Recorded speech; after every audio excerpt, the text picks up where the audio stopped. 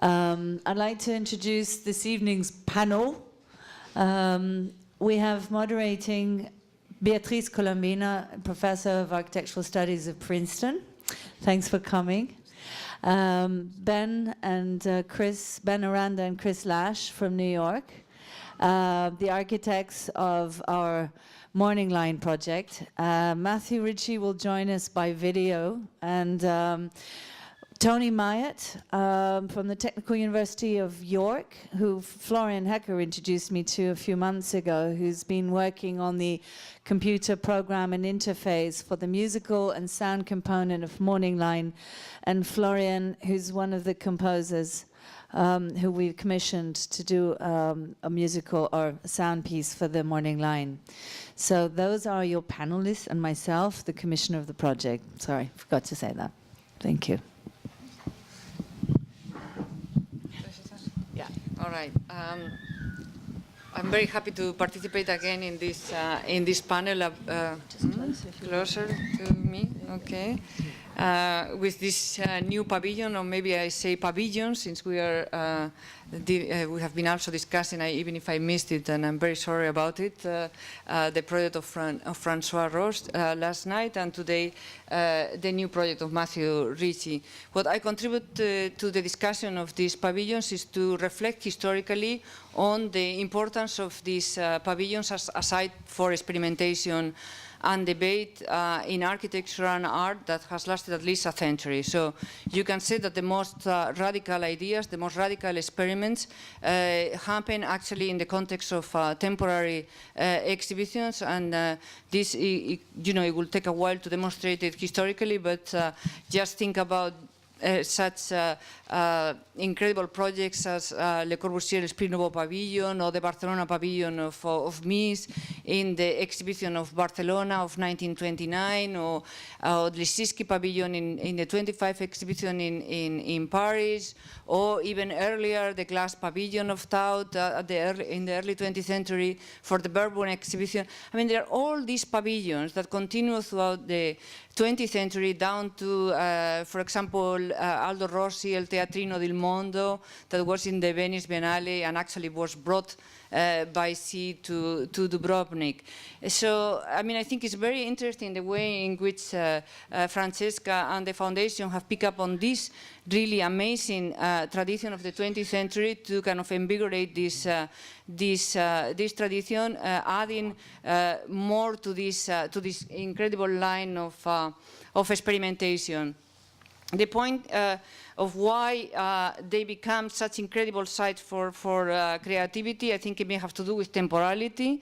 I mean, if you take the architects out of the long-term projects and how one of the variables have changed, and that forces them into a different position, having to readjust, and perhaps the fact that they are there temporarily allows them also a freedom that they don't normally have. That's probably why you can say that the most interesting works of architecture of this century were produced in the last century were produced in the context of these kinds of exhibitions, and also that paradoxically they become more permanent than permanent buildings. For example, the Barcelona Pavilion of 1929 that nobody saw, that it was dismantled a few weeks after the exhibition, became all of a sudden in the histories of modern architecture. 20 years later, it was declared the most important monument of modern architecture. So it's really very interesting the way in which the fact that it never existed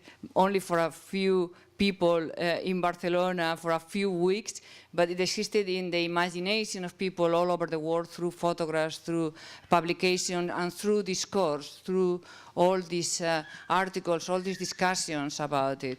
And in many ways, this is also what has happened a lot in these pavilions of the Thyssen Foundation, which is that they are always associated with a lot of debate and discussion. So they are not only experimental in architecture, but it's also a site for experimentation, also in discourse, and a site also for experimentation of collaborations from people from different disciplines. For example, you can think about the Philips Pavilion in the Brussels Fair in 1958 of Le Corbusier, where he collaborated with Edgar Varese.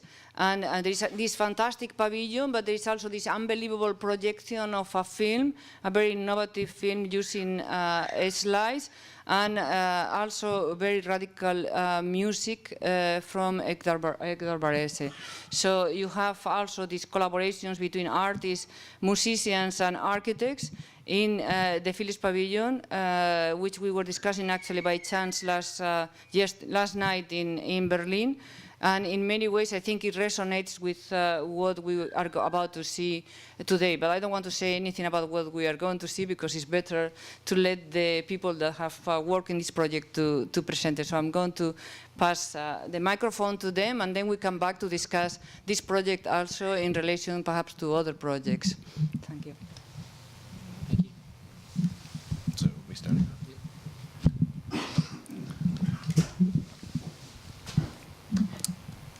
Okay. So we are Aranda, Lasch, and we are the architects for the Morning Line, and we're going to present the architectural component of the project. So what you're looking at here is a drawing. The drawing is three-dimensional, and it makes a space that can be inhabited. It's a drawing that's made up of many drawings that are connected together. That form a model of a cosmology. So in a way, it's a kind of conception of the universe rendered through a drawing. The project is conceived by Matthew Ritchie as a collaborative structure that blurs the boundary between art and science, and it is a kind of search for spatial models that probe interdisciplinary ideas. So it's been said before, and I should probably say it again now, it's not technically a pavilion. It's not an enclosure, but it's an opening of space. It's conceived as the trends as a kind of conversion of place into language, and that language tells a story about the history and the structure of the universe, and the history of humankind's attempts to understand it.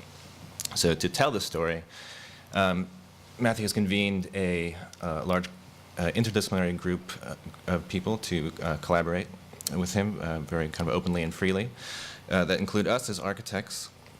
It includes Daniel Bozia from the Arabs AGU unit in London, Neil Turok and Paul Steinhardt, who are physicists, Tony over here, and along with a collection of composers, musicians that are kind of collected and curated by the musical director for the project, Bryce Dressner. It's the second in a series of environmental commissions organized by TBA. I think you saw the first one this afternoon. You saw the third one last night, and this is the second in the series. For us, it was our job to handle the geometry and the structure of the project. Following Matthew's larger project, his work, and the kind of research initiated by Paul and Neil, our job was to basically create a kind of framework for Matthew's drawings. And what was interesting to us as architects in this case was that the challenge that Matthew presented to us to use aspects of our like kind of mundane aspects of our reality, like aluminum and paint and epoxy and gravity and structure, to represent events that actually created and shaped that reality, including the Big Bang and its aftermath. So in order to do that, we started with these two thoughts, two sentences that we gleaned from a lecture that Matthew gave last year in New York. One is that the drawing is a bit of information, and the second is that the universe is a kind of picture. We broke those down into these 4 words, drawing, bit, universe, picture, in order to kind of build the project back up from them. So the first question, obviously, is what kind of universe are we talking about? And Paul and Neil had this really interesting theory of about the history of the universe and it centers around this idea that the Big Bang, as we know it, is not a singular event, but is actually just one in a series of bangs, cycles that go on and on. So the one that we're in is not the first, and it's not the last.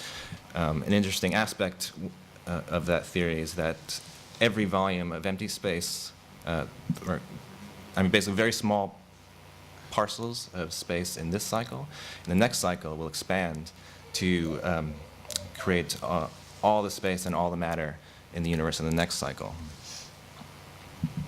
So, following on this research, we began our search for a framework with the bit. And the bit is this one piece here. It's the kind of structural module and the narrative module for the whole project. Everything about our framework consists of this one shape, and it's a truncated tetrahedron with a couple of special qualities. We knew that in order to be a useful model of expansion, that this bit would have to scale. So, quickly.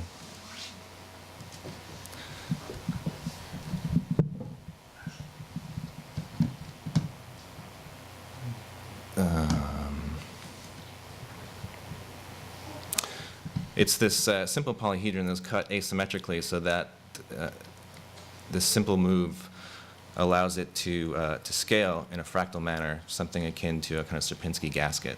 So it can grow forever, and it can kind of enfold back on itself endlessly.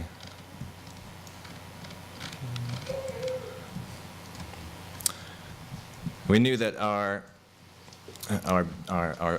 bit would not only have to account for all the space in the universe, but also for all the matter in it. And matter, as we know, is built through networks and through lattices. So our bit can also network, and it can also form lattices. By some simple rotations, it creates these loops, and these loops form lattices with other loops to create an endless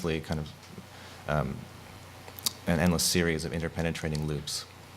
And so we use these aspects of the bit, expansion and matter, network and scaling, to create a kind of picture.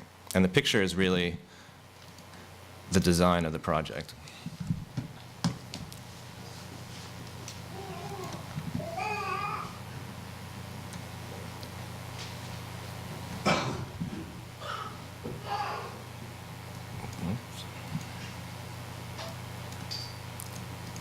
And the design of the project begins with these two poles, these two states, these two membranes, the kind of visible universe over here and dark energy over here.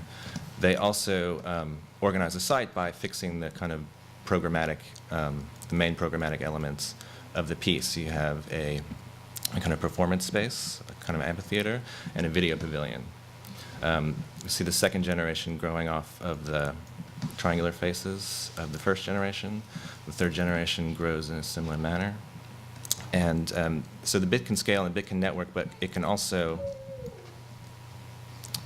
scale through networks.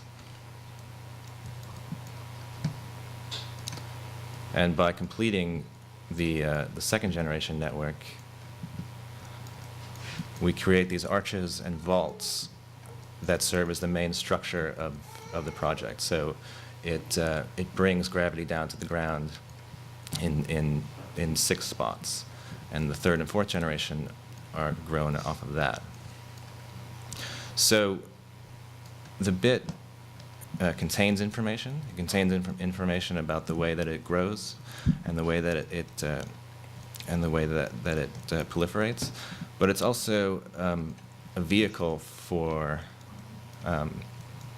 carrying information that can be mapped on from the outside. And in this case, that information is Matthew's drawings. So by following the kind of symmetry profile of our bit, we could concoct simple rules that Matthew could follow, through which we can guarantee that if you follow these rules, the drawing would be continuous across space and and even across scales with no intersections and absolute continuity.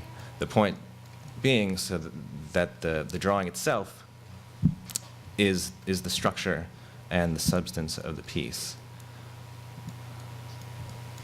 The piece contains 5 drawings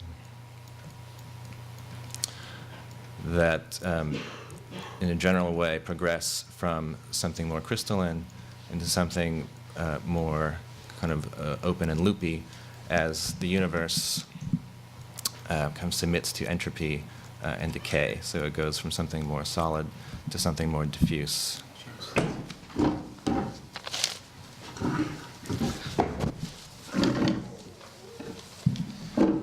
It's such a heavy computer, it's easier to move ourselves in the piece.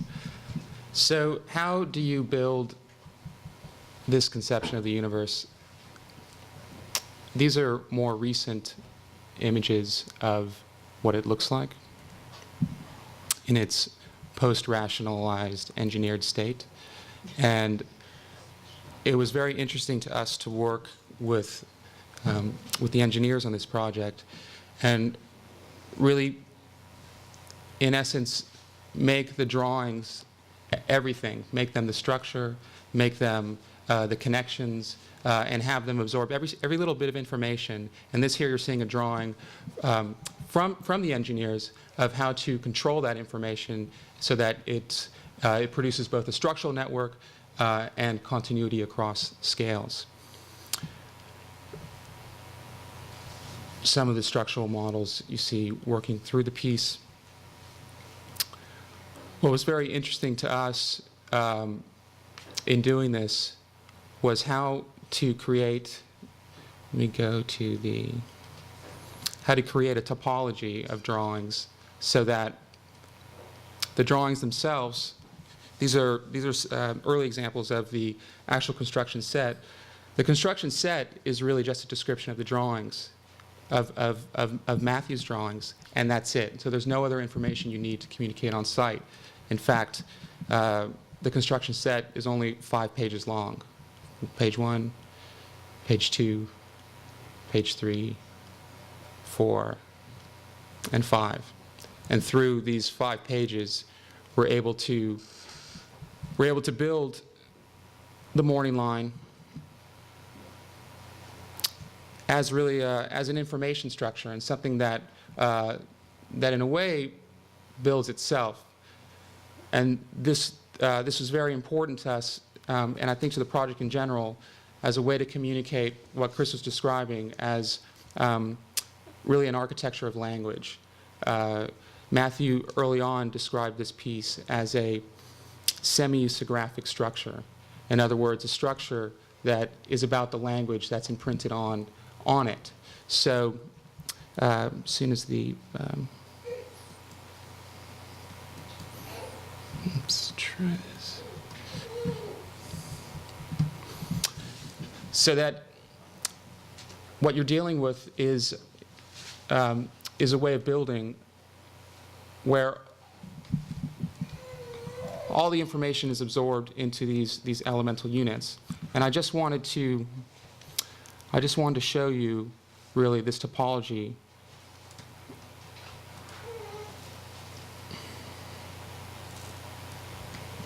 To give you an idea of what we've really been working with.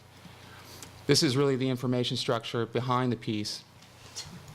And it's a way of managing the drawings so that the drawings themselves build up.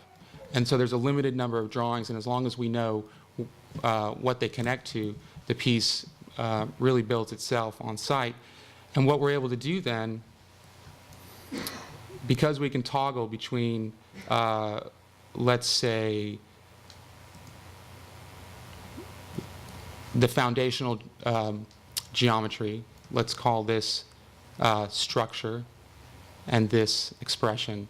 The difference between structure and expression is the conception of the universe. It is a way to understand the universe. We had these debates internally with TBA of whether the universe is romantic or not. And one of the foundational principles of this project that, in a way, it is, or it can be considered this way. The universe can be considered, and this is but one way to describe it. Let me just, a little disclaimer. This is a kind of, let's say, personal cosmology, and that's very much the principles acting in this project, is that it can be understood as a language encoded onto geometry, and then it may be even the reality that we perceive out there can be understood that way as well. So let's just pull out a little bit, and what this, you can see here. Let me go to say. Can you give them a scale of the piece actually, because nobody knows the size of it. Mm-hmm. Here's a person. Yeah. So, can you?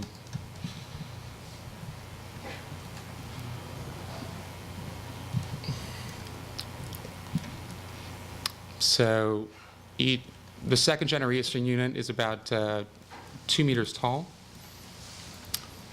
Now,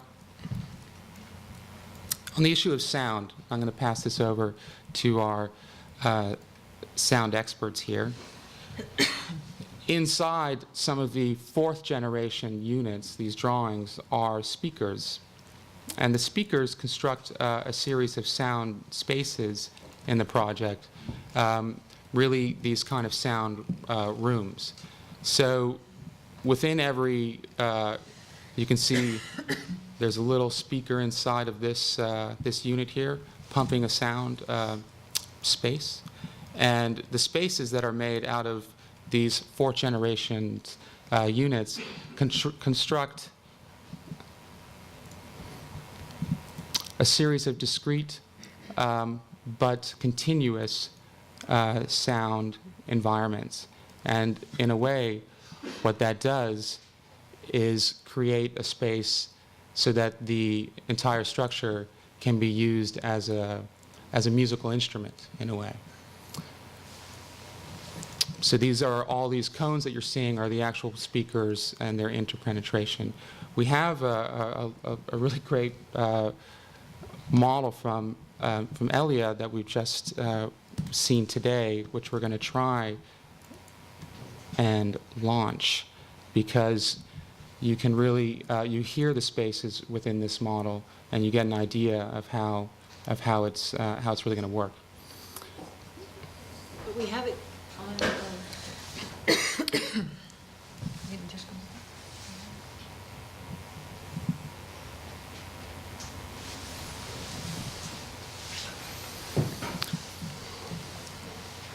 Is that what happened last? It's in there somewhere. Oh, I got to find it? All right, let's. But it's on here in this computer. Can't we just Oh, here it is. Oh, yeah. Okay. So. All right, so here we're kind of moving around it. Let's see. Let's turn on the sound and the sound bubbles. So when you're walking through it,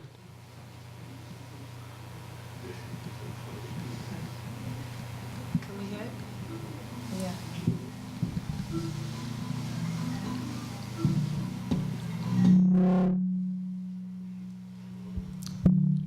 that's this guy.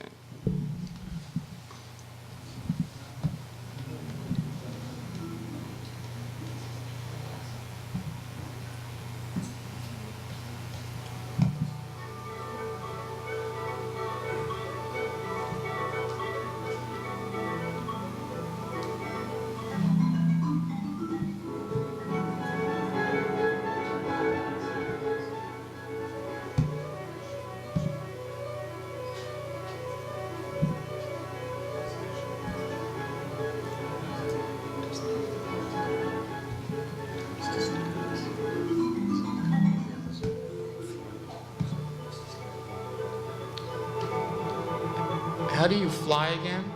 You take the gravity off. Turn off gravity.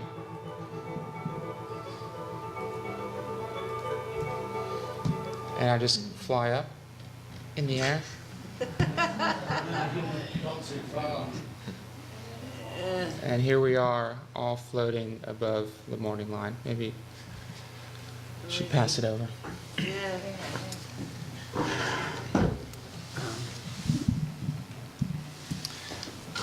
I came to the Morning Line project quite late in the process. It's like a bit closer.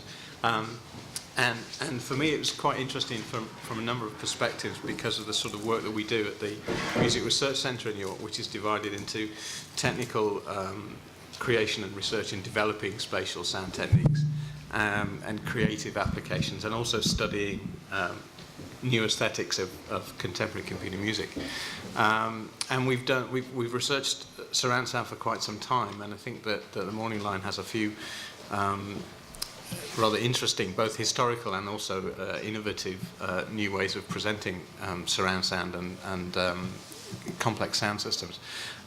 It's been very interesting to me that for the most of the history of electronic and computer music, sound spatialization and movement of sound has been at the forefront of people's thinking. Initially, I guess with Cage and Varese and Schaefer and Stockhausen, they were thinking about performance elements to take what was a static medium that would be replayed over loudspeakers and give it some sort of life in a concert hall or presentation situation.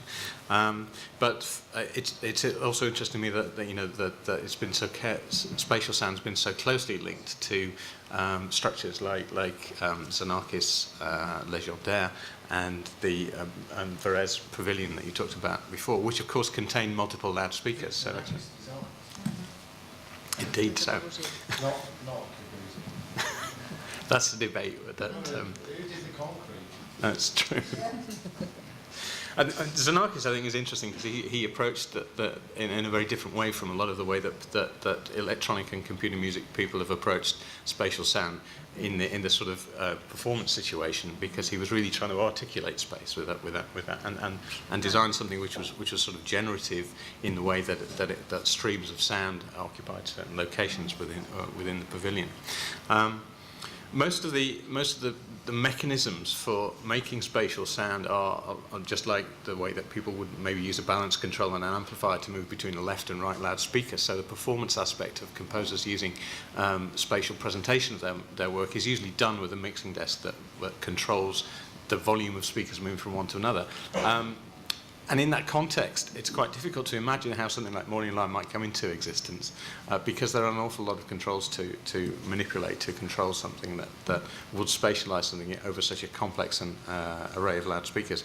In fact, spatial sound projection has come of age in that computer controllers really allows people to get away from the idea of controlling individual loudspeakers and think about trajectories and motions of sound. And whilst we're all sort of familiar with things like 5.1 and cinema presentations in Dolby-based systems, the idea of spatial sound and the significance of it has been recognized and quite widely disseminated. But the techniques are still pretty straightforward and still pretty much based in very, very simple ways of panning and moving sound in a plane that articulates a surface of an environment. One of the things that we've looked at York is the way in which people perceive sound spatialization.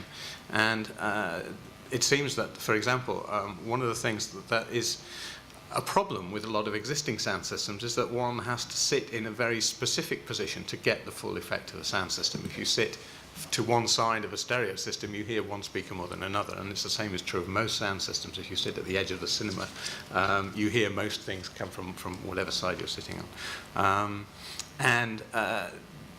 It's a problem because it seems that most of our perception mechanisms are driven by exploration, and the idea that we actually seek to uncover more information by exploring an environment, and maybe by moving ourselves, moving our head and reorienting our senses, you can gather more information which informs how one can perceive spatial information.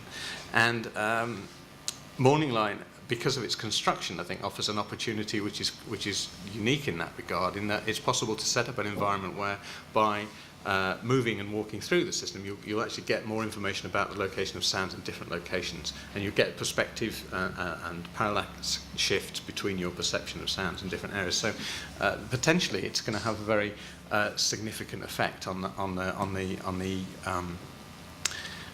I guess the perceived effectiveness of sound presentation in this way. What we're looking to do with Morning Line, as Ben's already mentioned, is establish a series of zones, a sort of sound bubbles within the space, which will have different sound materials in it. And the way that we're doing it is using encoding systems that will allow composers and creators to control almost any number of sounds moving around within those zones of sound activity. But there are about 7 zones within the sculpture, so there will be, if you like, a very complex and intricate sound environment which will reflect the geometry of the structure itself. Sounds will be moving around continuously, and also there's an element of interaction which is being worked out at the moment, where the presence of people will force sounds to move and migrate around the structure in certain ways. And also sounds will be able to be moved in waves across the whole system as well. So there'll be quite a lot of sound activity, and sound won't be isolated to small pods. This is going to be a very rich sound environment, which I think will be very stable to walk through, primarily because of this whole notion, I think, of the ability for the audience to explore the space and to just experience it in something which is quite akin to a sort of natural environment in which one might ordinarily experience sound spatialization. Thank you. Very good, thank you very much. Are you going to show the film of I think we'll go Florian straight to after Florian. Okay. Yeah. There's a mic right now. Hello. Yeah. Well, after hearing all this very precise prognoses of how a structure of a sound could look like, and what advantages and disadvantages this has, I have to address like more of the difficulty here, like in speaking from a view of a composer in brackets, that it's that I can like speak about the intent, what I have to, what I want to realize with this the piece for the structure. But I can't really like speak about how it's gonna sound like, because first I don't know yet, and also I have not started yet the composition. But for the structure here of the pavilion, that for me personally like goes back to one pavilion we have not yet spoken about. This is the Pepsi pavilion of the Expo in 1970 in Osaka, where Billy Klüver put together like a vast range of different composers, namely David Tudor, who did a series of pieces in the structure, is a point that relates strongly to my interest in electronic music, and in terms of like the piece, how it sounds. Of course, I hope that it sounds like something that's totally does not like refer to any like conventional like musical terminology, and this and sounds like something that's like not from this world. So like when we kind of like speaking about the idea of the universe and what came up earlier about romanticism about the universe, I'm not sure if I share this viewpoint. I rather think like of the universe of or like if you kind of like think of chaos theory and looking at the sonification of chaos theory, that it's like an extremely unhuman twisted sounding noise that you have there in this kind of like tiny space that's kind of like between a pattern and pure noise, and particularly this kind of like tiny bit of in-betweenness between these two more or less stable zones. This is what interests me in relation to the aspect of a universal look on the cosmology aspect of this the structure here, and again kind of like to create something that when the listener is entering this the structure does not know like to be kind of like thrilled by the sound or kind of like to be totally disgusted by it, and yeah, that's at the moment what I have in mind.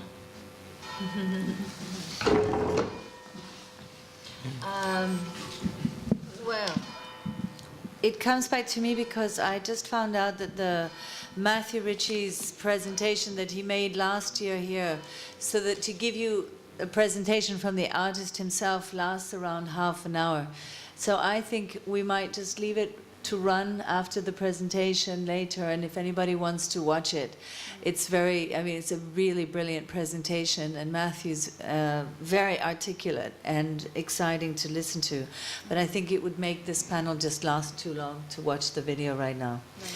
So I suppose really the starting point of this project was a request from the South Bank Centre to commission a new pavilion after the Oliver and David A.J. Success, and I wanted to work with Matthew since quite a while, and I had been speaking with him about creating a sculpture that was less, he's really a painter in his tradition. He's more of a painter than a sculptor, but the idea of working with sculpture is something that was developing in his work, and he'd been including it in some of his larger installations in big museums in the United States. And I knew that Matthew, who although was born in England, lives in New York and basically had not really had much of an audience and an exposure to European public. And so I thought he was the ideal artist because he has tremendous dedication. He's very disciplined. He really works on his projects. He's not sort of a flaky artist in any way. He's extremely reliable and very serious. And I thought that this was and at the time we were still talking with David A.J. about it, and very quickly I realized that there was this tendency after the morning line, after the horizon line that you saw this afternoon, that David still wanted to create a box, and there was going to be an artwork inside it. And we had really managed with the first project to have that marriage, that it was not a box with a line inside it. It was a work together, that Your Black Horizon works as this unit. So I politely asked David if he would consider, you know, redrawing this idea of the box, and left Matthew a little bit on his own for a while to see how this sculptural design that he'd started to draw in his computers and in his mind, and we discussed it over 6 months. And I saw this sculpture growing and growing, and I said to him one day, you know, this is the pavilion. We don't need a pavilion. This sculpture is the pavilion. And he looked at me and he says, yeah, but I think I still need an architect to help me work this out. So this is, I was introduced, David very kindly suggested we work with Arab, who have a special department. What's it called again? The Advanced Geometry Unit. Advanced Geometry Unit of Arab. And there's a guy there called Daniel Bozia, who had been working on this geometry of the tetrahedron for some time together with Aranda Lasch. And they had been looking into this pattern, and I mean, Matthew was describing, you know, this is actually a shape that is so obvious as a potential building block and has been there for some time. And I think through the history of architecture, right back to Plato, or, you know, some of the sort of legends of our, you know, more vast, distant past. Absolutely, it's a truncated, tetrahedron. Tetrahedron, a pyramid, but it's a fundamental shape. Tetrahedron. Tetrahedron. Right. Clearly, you know, everybody's familiar with it. The pyramid has 5 sides. It's only 4. Yeah. So the interesting thing is, it's been a very tempted model for a shape to create any type of and I had been looking for a pavilion that was modular. I wanted a pavilion that changed shape, that moved, that could be redesigned and reinvented, and this was a terrible shock for for you guys, you know, when I started to say, well, could it look different? Could it have a different configuration according to different venues? And as this began to grow, and the relationship, and they turned out to only live a block away from Matthew's studio, so the working relationship took off. And I realized when I first showed this project to François Roche, he says, well, you know what? If you guys pull this off, you would have done what many architects have been trying to do for many, many, many years. And so what I find exciting about this project is when I started to see it in a three-dimensional way, and I met Lisa Randall, and we were sitting on this panel together in Munich, and Lisa Randall is a professor of advanced physics at Harvard University, and she's no pushover, and she's somebody who's taking Einstein's theory of relativity and sort of turning it on its head and actually questioning the values of physics that have been sort of guiding the world of physics, and sort of nobody's really dared to go past and beyond Einstein's theory. And the discussion that I had, and I, having tried to read her book and not being a person of physics and myself, and I find these things very difficult to get my brain around, I understood that if I could understand the nature of physics and her discourse about dimensions, and how we live in a universe of three dimensions. And I remember the engineer of this fortress saying to me, no, there are four dimensions, because the fourth dimension is time.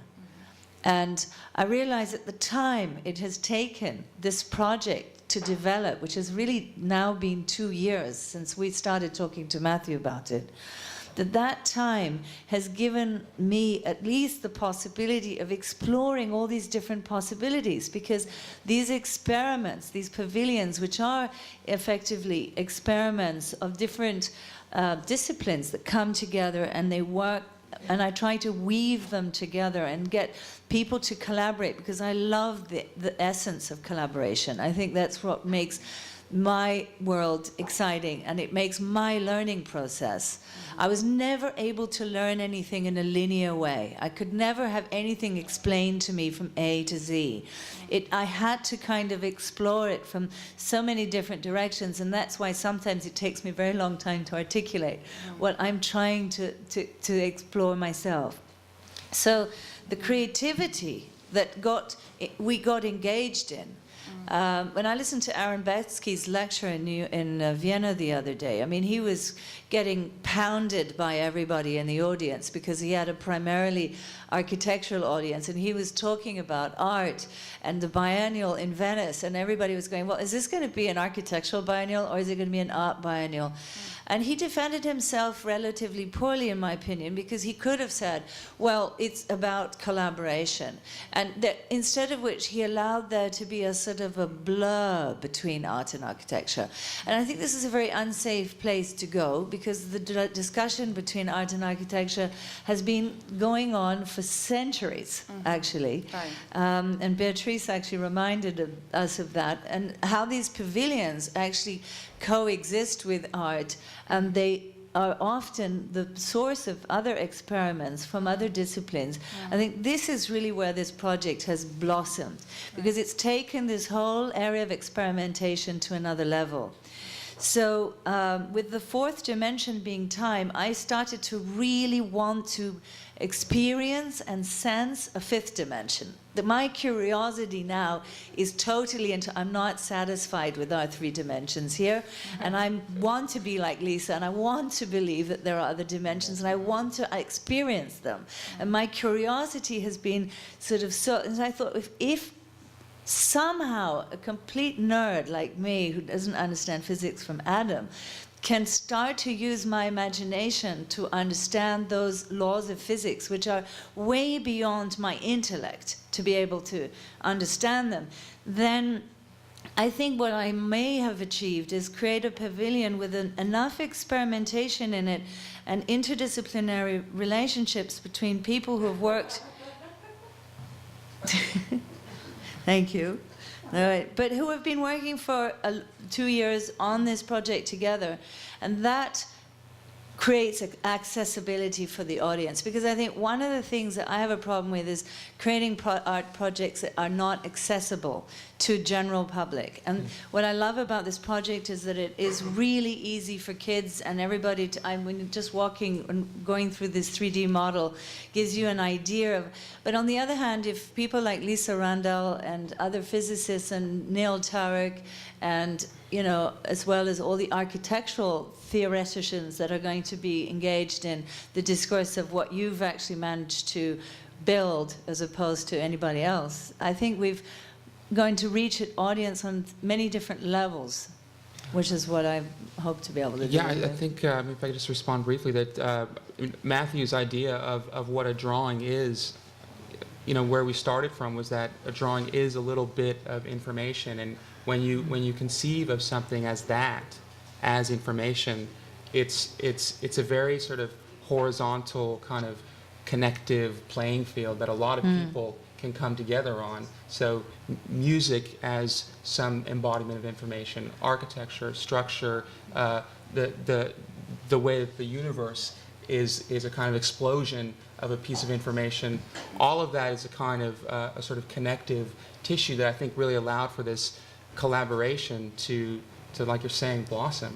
And it was really, I mean, it was this kind of root of the drawing being a little piece of information that allowed that. Right, but maybe we can start pushing a little bit the limits. I mean, I think it's very interesting. I think it's really incredibly innovative from all parts involved, from the client to Matthew, that is the architect sculpture, that then becomes, you know, pushes the limits of what, first of all, he comes from painting, from drawing, and then into a sculpture, and then wants this sculpture to become something else, right? I mean, and this pushing of the boundaries, this thing that you also say, Florian, about writing music that is not recognizable in the traditional way, like Varese did. I mean, this is or the architecture, or the structure for that matter. So you have the collaboration of artists and architects and engineers, because of course Arup is extremely important as an engineer. We cannot say, oh, that's only the technical part. I mean, it's an incredible element of the collaboration, music, etc.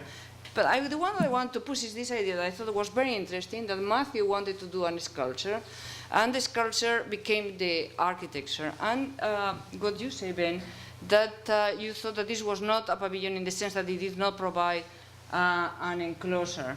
But I think, you know, I mean, I don't know what you think, but I think it provides a lot of enclosures, not just one, but many enclosures. The sound enclosure, of course, the architectural enclosure. I mean, as you move through, it creates spaces, and in many ways that's, and they exist, they overlap, and in that sense it relates to Osaka, it relates to the pavilion of the Philips, it relates to the Buckminster Pavilion in Moscow, where there were the multi-screen presentation of the IMS and a huge computer, experimental steel computer in the space. And each one of these structures, the structure of Bucky Fuller, the film of the IMS in a multi-screen, so big that you could never, you are standing up and you're looking at them 20 by 30, you can never quite completely see all of them, the surround music. So you are enclosed by music, by sound,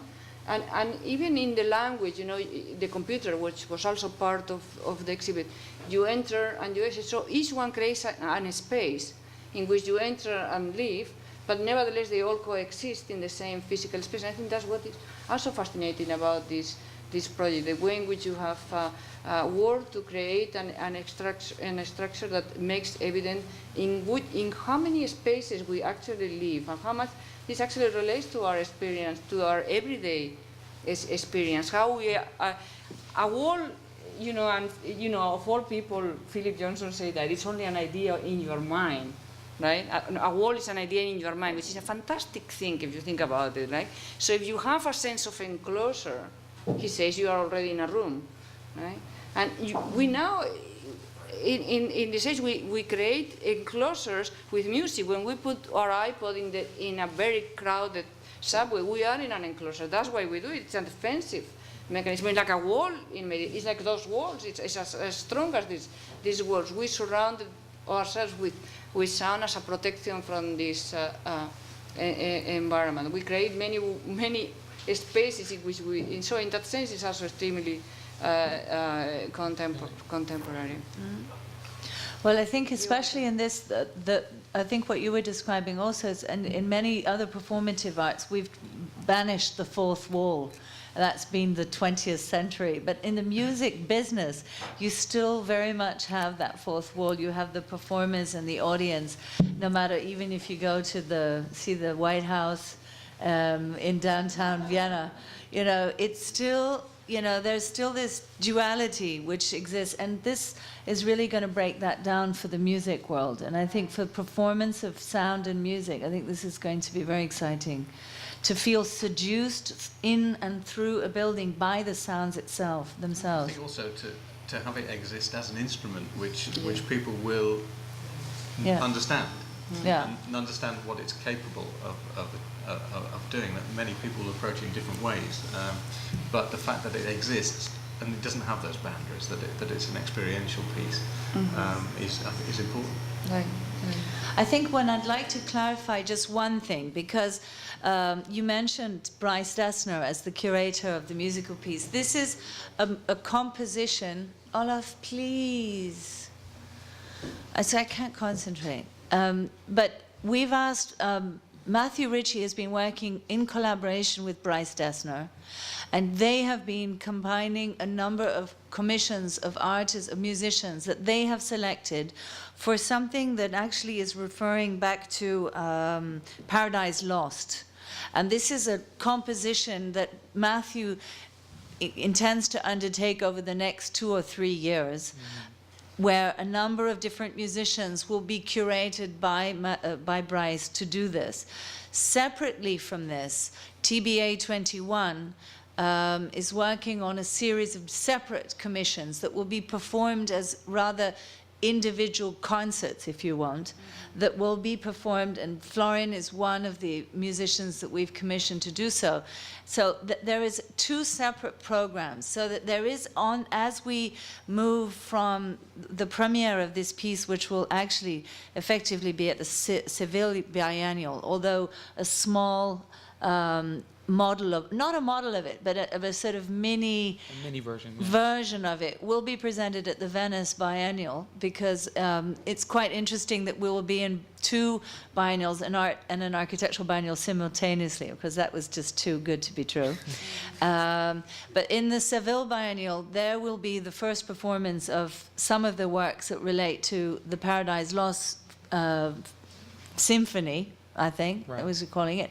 And then throughout the period of the Seville Biennial, we will perform Florian's piece and other works that have been specially commissioned as separate concerts. And then it will move on to the London venue in 2009. It will be on the roof of the South Bank Centre, which I think is very exciting, because that's also in collaboration with one of Europe's greatest performing art houses.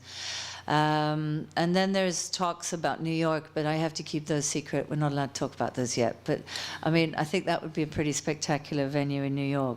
So it already has a tour, and it already has a number of musicians that have been approaching us, actually, and we've been talking to work with Tony to get the configuration and that programming, which we're excited to hear about. So that's really the future of the piece as well.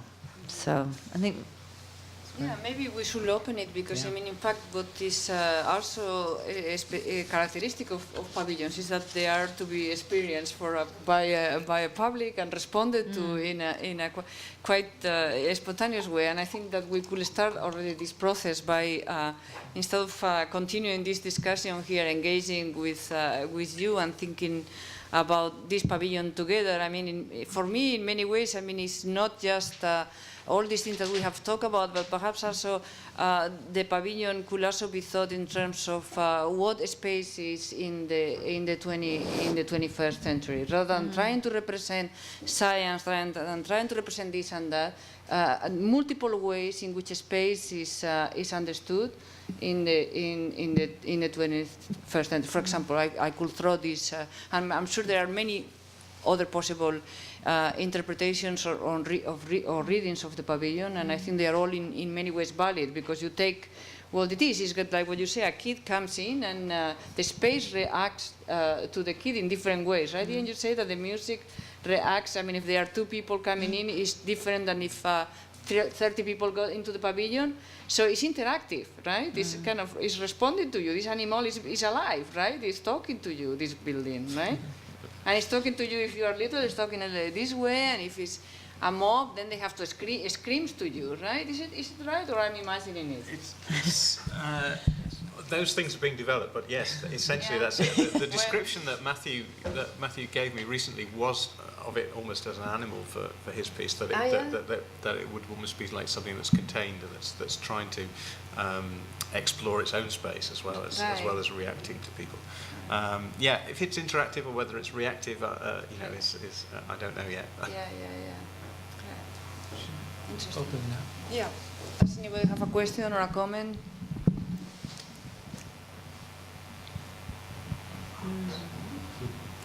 Okay, somebody there. Le encanta. Oh, she's going to make a comment then. Which will be, I'm hungry. There's a lot of things that I could say, we could talk about, but they'll probably happen through some of the conversations, particularly one tomorrow.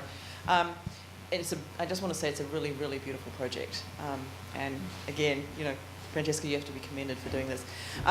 The question I have, I guess, has to do with, well, there's actually 2 things I'd like to hear more about. One of them is the way in which concept of ornament might be at play here, because clearly this is one of the projects that's finally managed within this kind of computational geometry sort of world to produce a structure ornament hybrid where you can't distinguish the two, which is something we've been interested in at least since Derrida's writings.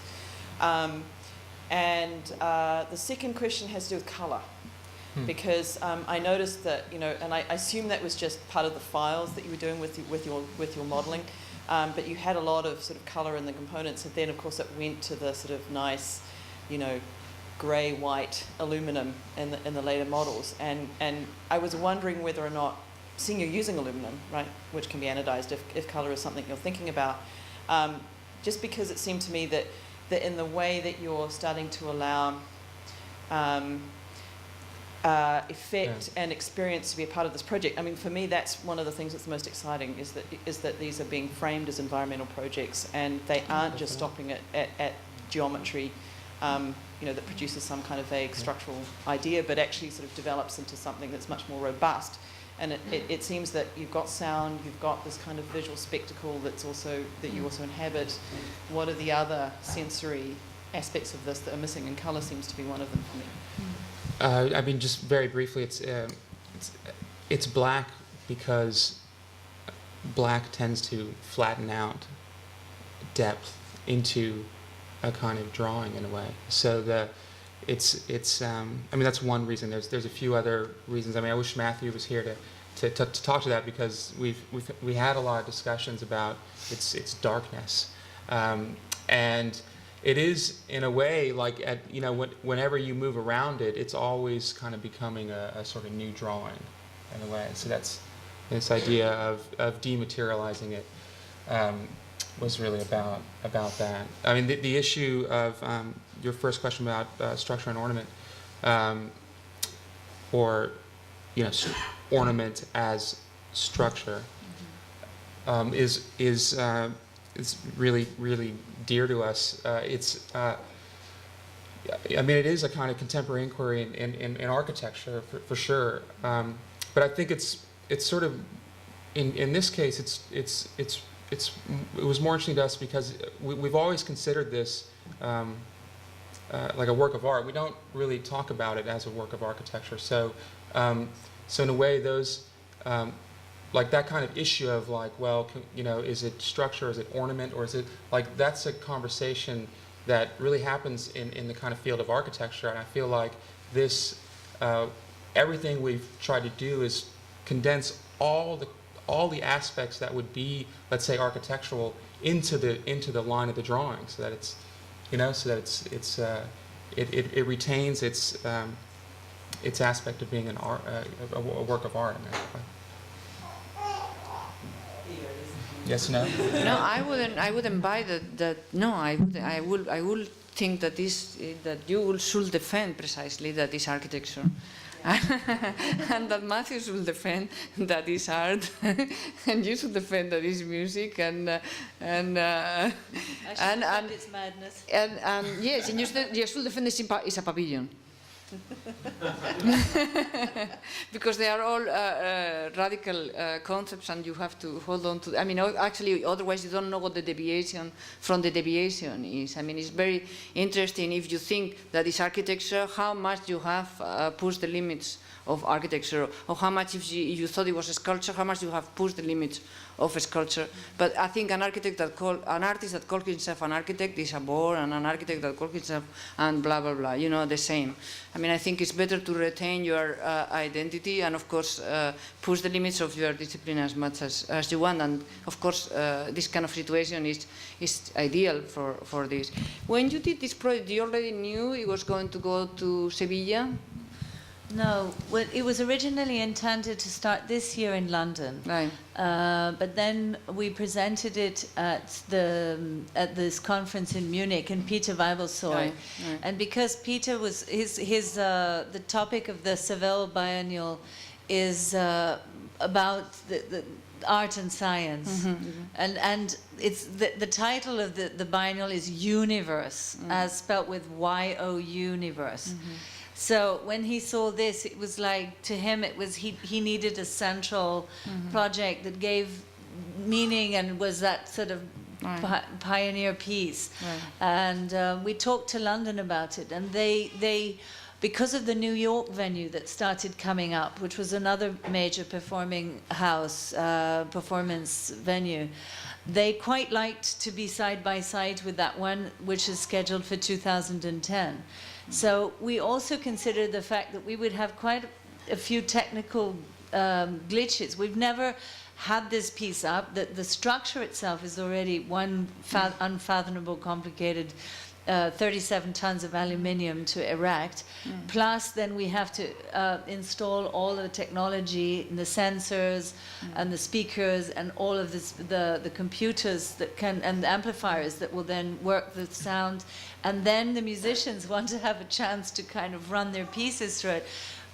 In Seville, which was in October, which will be in October, it gave us that extra few months that we needed to have this whole. Otherwise, we could have erected it just as a sculpture or as a pavilion in London. But to have all of it, all the performative aspects of it ready by then, it would have just been impossible.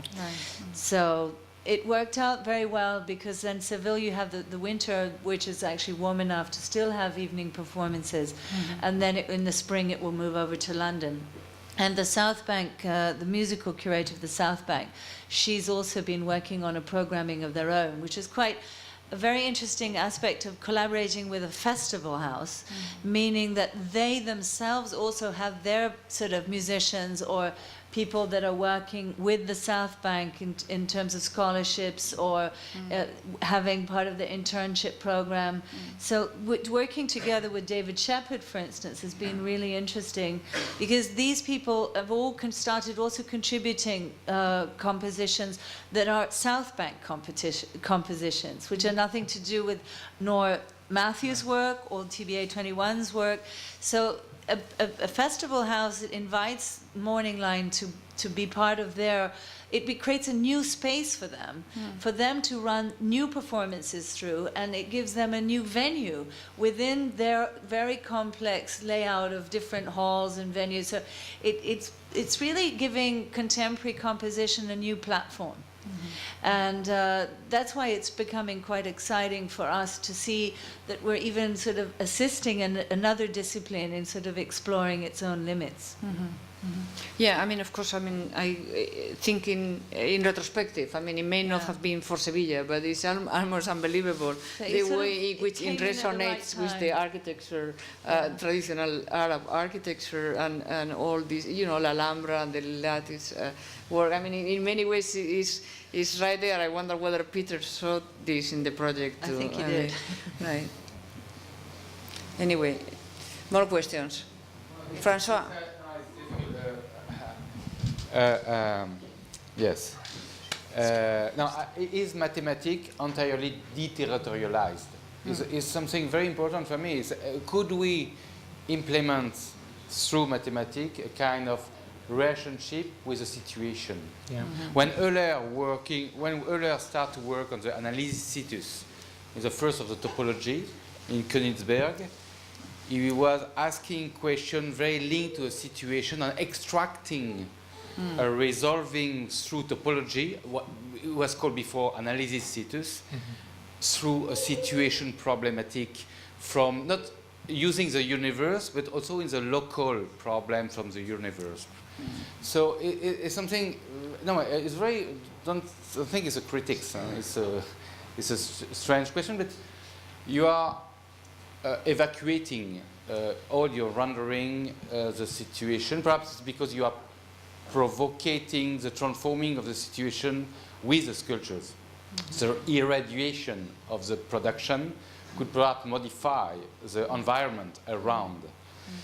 But this negotiation is a little bit very strange. When Mandelbrot was walking on the beach to understand the sand, the particle, the dimension of the sand, when Euler was working on the analysis in Königsberg, when Theseus was killing the Minotaur, which created by Rosenthal the graph system, all the mathematicians was incredibly linked to extraction theory from territorialization.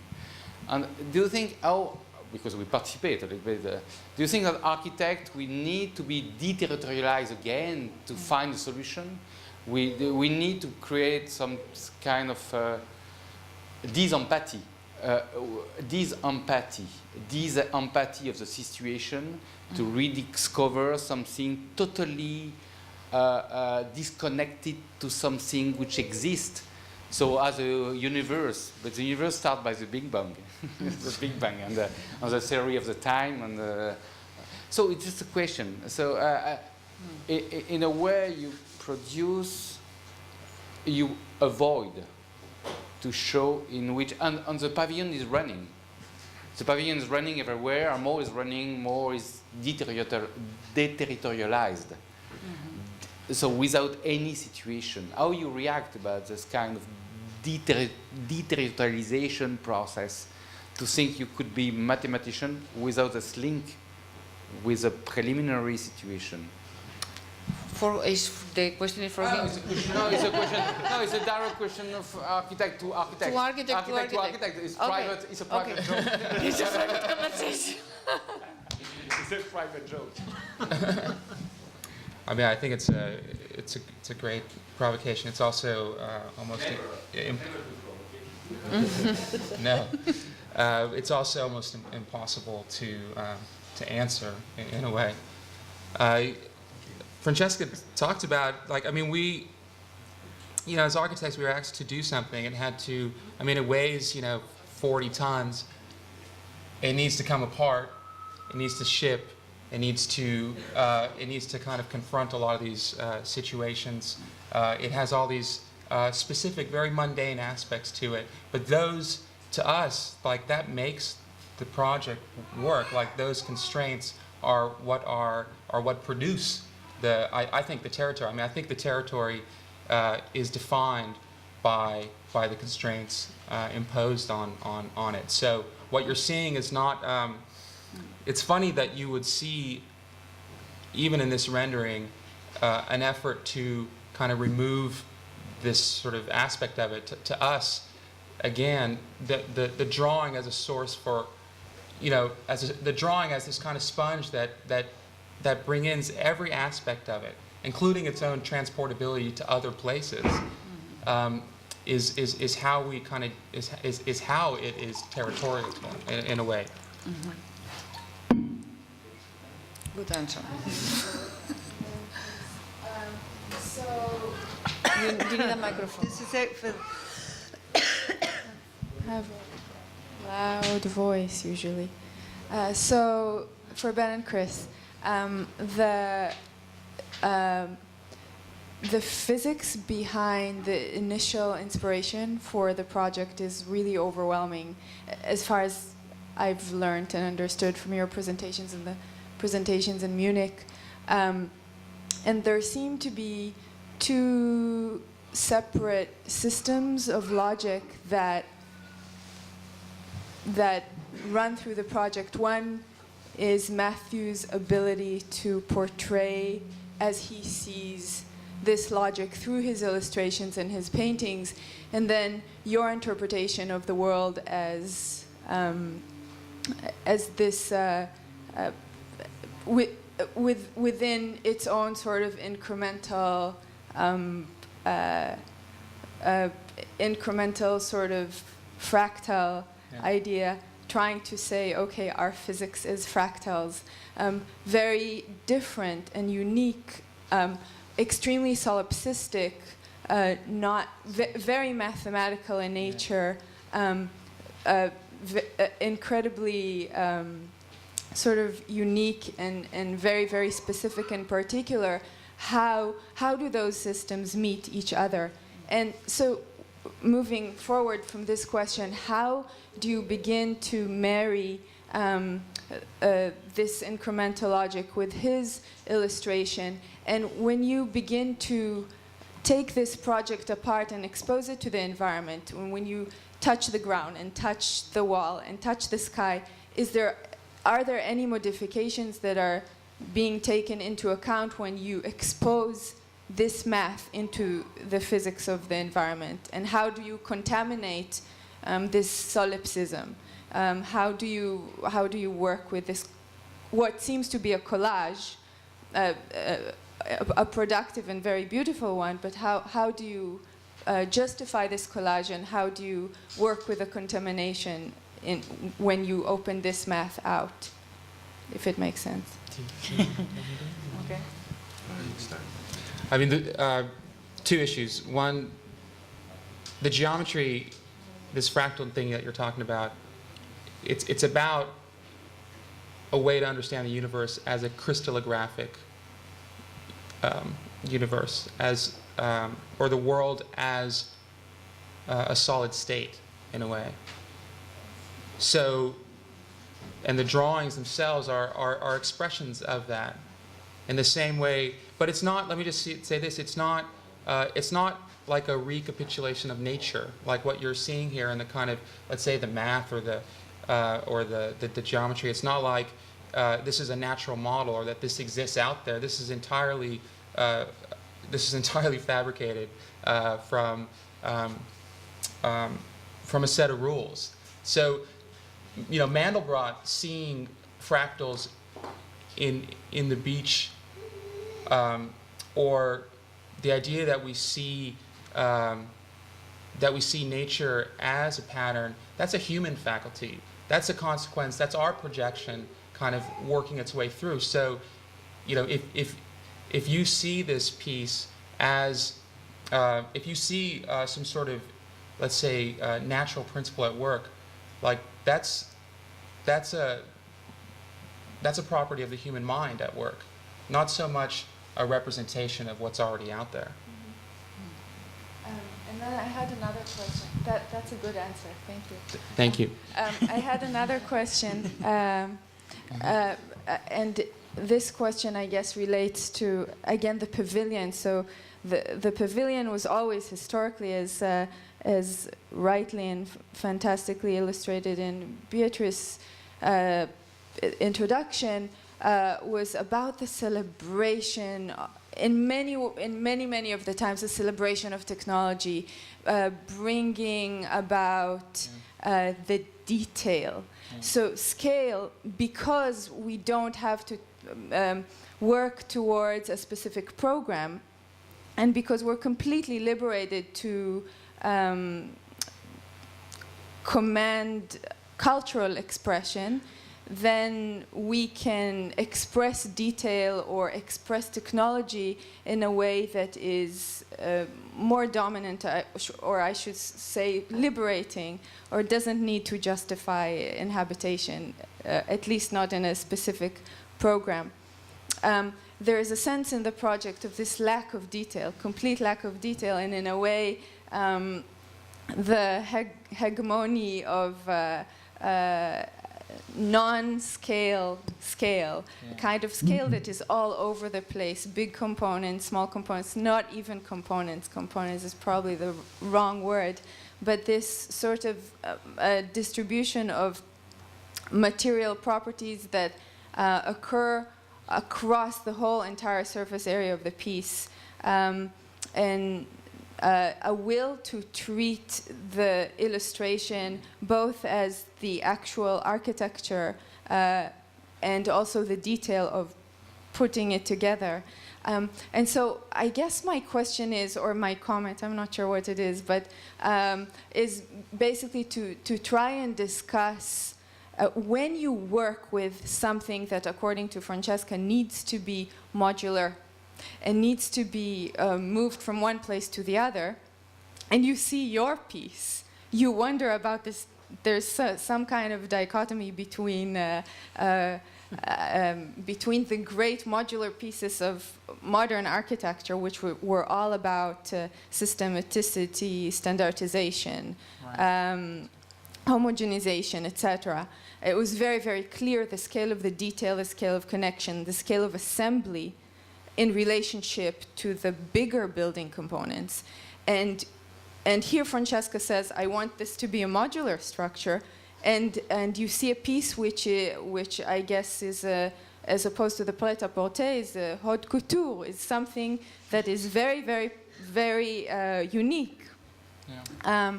Doesn't really portray this culture of mass customization.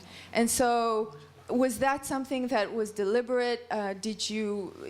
Was it something that you sort of struggled with when you were thinking about the relationship between the continuum of this idea of the world and physics, etc., and on the other hand, the challenge for this, or the need for this piece to be modular? How do those ideas come into play, and how did you negotiate those dichotomies?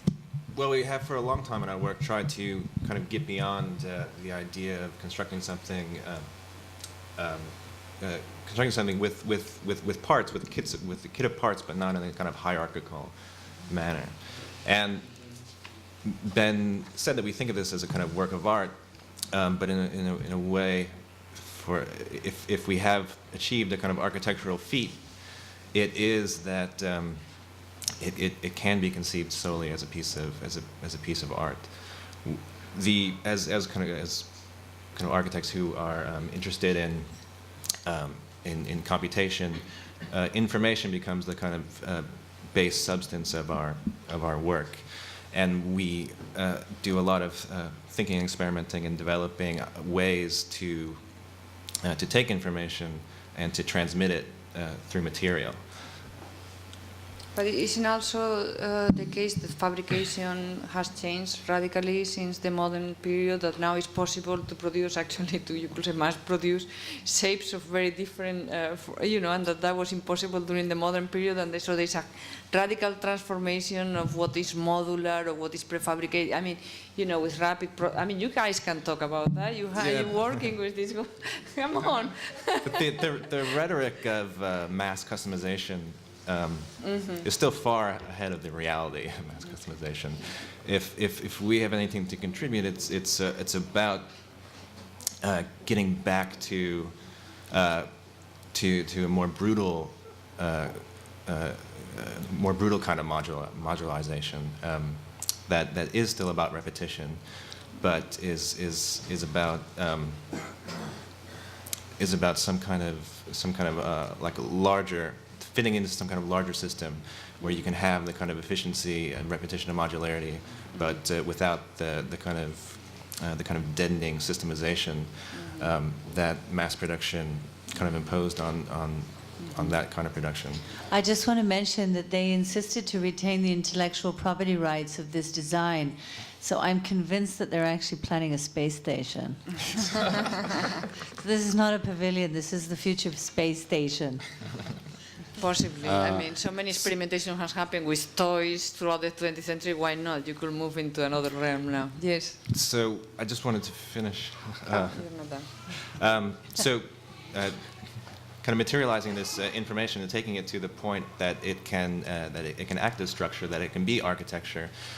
This project for us is a kind of apotheosis in that we're able to have those qualities, or have those capabilities, but in a way suppress all of the kind of its architecturalness, or at least as much as possible. So it's not about the expression of the detail or expression of its structure. It's really a kind of it's a way to make an inhabitable drawing. Nobody, I mean, people who know Ritchie's work see this as a Ritchie drawing, which is for us the best compliment as the architects here. We don't feel like we. Yeah, but if I were your critic, I would say, you know, your advisor, I would say this idea of the inhabitable drawing is actually very interesting. So you maybe should push it a little bit further. So yeah. No, say that you are inhabiting you're making the drawings of Ritchie inhabitable. Anyway, next. I think your projects have another dimension, which I have maybe not discussed before. It's a dimension of saving energy. That means produce energy. Mm-hmm. You know, I think the dimension in the space is also energy. So the black form of your pavilion could produce energy if you absorb solar energy from outside. So maybe it could be another, or the fifth or sixth dimension of your project. Mm-hmm. Yeah. It could have been, yeah. Yes. I think there are a couple of things that you haven't been talking about, but these are the ones that are actually going to create a pavilion, actually a kind of a temporary architecture out of this structure. And these are the things, let's say, like the floor, which you are actually everything which is white on this image. You know, the floor, which is actually defining the movement of the people. That's one crucial thing. That's the question: how it is going to look like and how it's going to influence the movement. Another thing is the environment in which it's going to be set. You know, because it will change during the day, night, rain, sunshine, and so on. Yeah.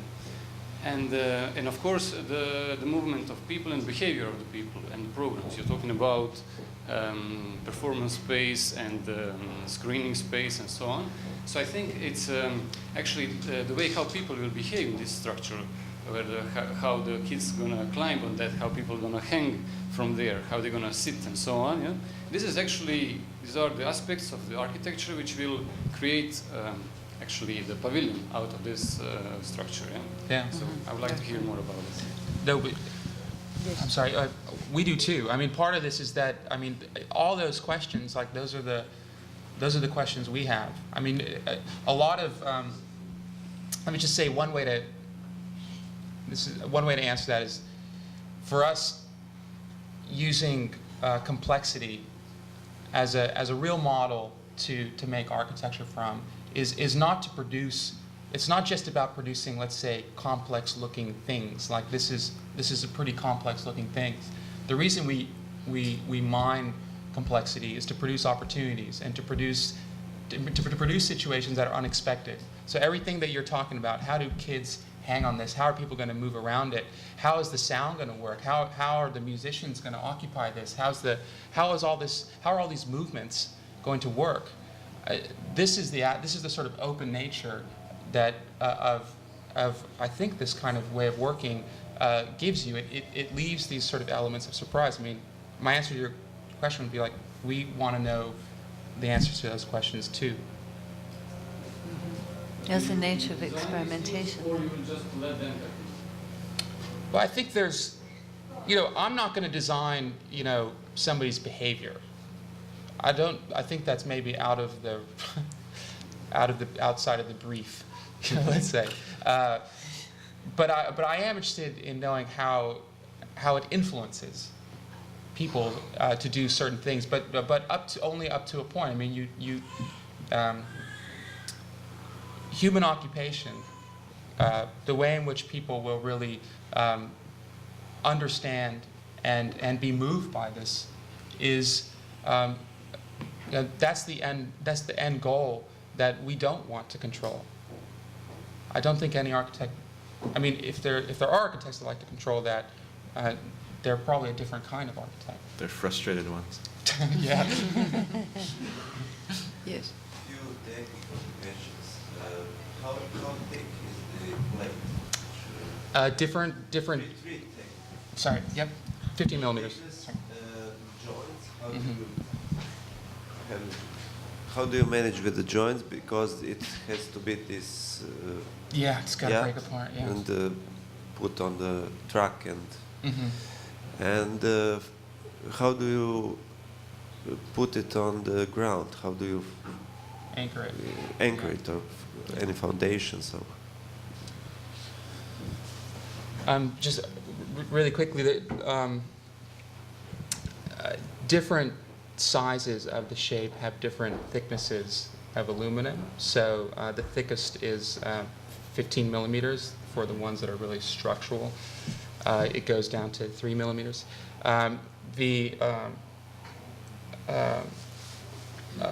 The joints are bracket joints for the structural pieces, but most of the other generations are just folded. So there was this real effort, like was said earlier, to not have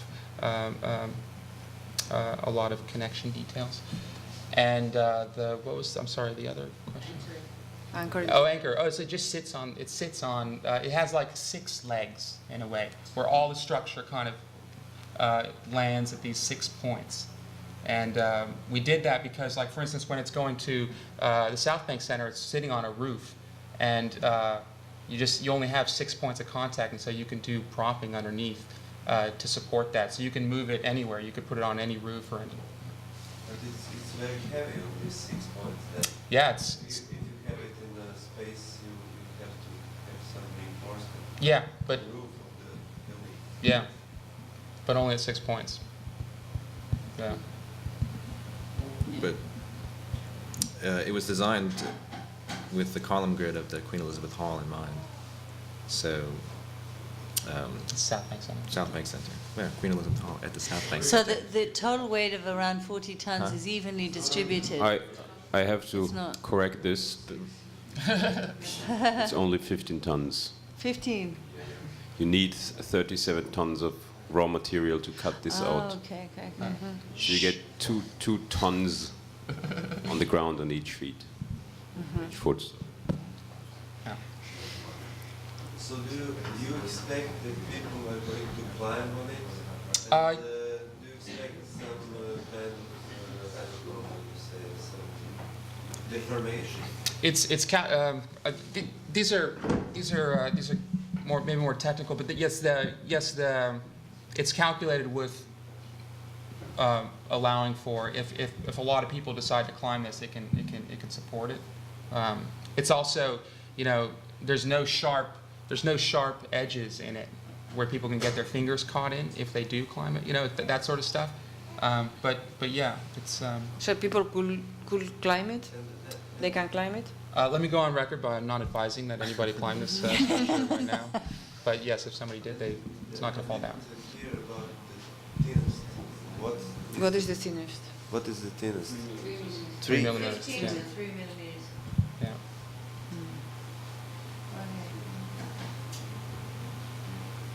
If you want to make something, you really can.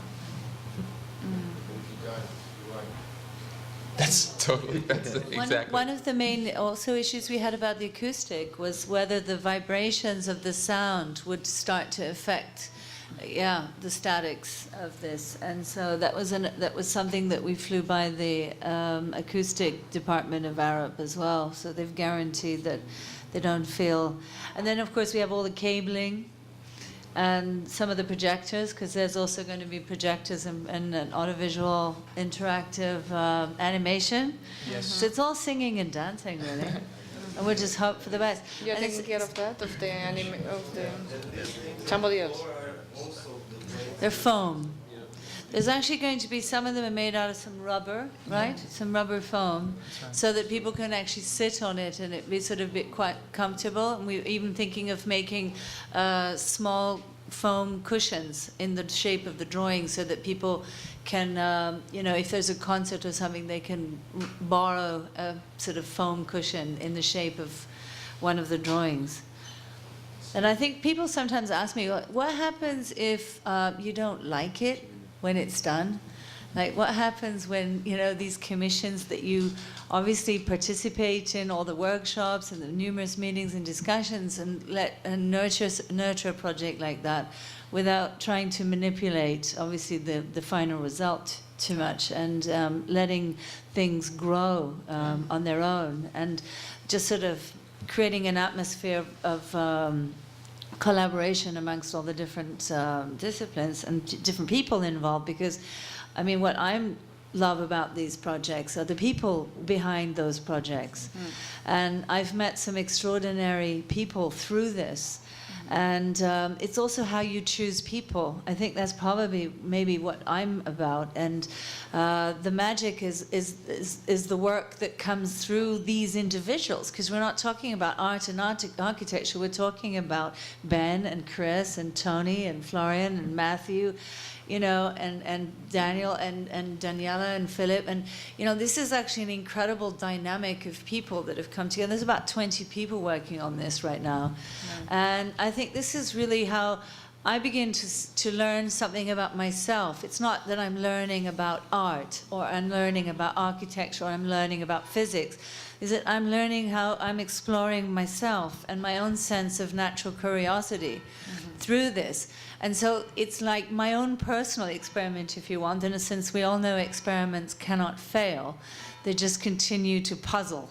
And you continue to question. And each one of the venues that we have are different. The Seville will probably be in an outdoor landscape position outside a monastery where the biennial will take place. In London, it's on the top of a 50s concrete bunker called the Royal Festival Hall. In New York, it'll be in another sort of central plaza. And, each time it has a different life. It has a total different incarnation. And we'll obviously all say, oh, it was so much nicer when it was, I loved the Istanbul venue, or, because those are, memories as well. But to me, this project is about people, and it's about exploration, and it's about how we've all learned something from one another. Yeah, but it was also very interesting that you bring this question of failure, because I think failure is incredibly underrated, and I think it's very, very important in art and in science. You have to fail to learn more precisely, and I think it's in the nature of these experiments. I mean, when you take things to the limit, that some of them are going to fail. And what is amazing about them is that from some of these failures you learn more than from the successes, because if something goes really well, what do you learn in the end, right? But it really is a catastrophic failure that it can also be very interesting. Well, it could be a catastrophic failure in the art world, but it could be a tremendous success in the music world. But you have to be open to the idea that some ideas may fail. I mean, because I think that the whole history of architecture and art and creative and scientific history is full of failures, and many people will say they learn more. I mean, if you are a kid and you fall, then is when you learn really what you can. You learn what you can do and what you cannot. I think if you try to be romantic in the art world, you're bound to fail, Because the art world has absolutely no patience for romantic notions at all. I don't know. Disappointed. That's romantic. All right, so anybody else have a question? No, we go and drink something. Thank you.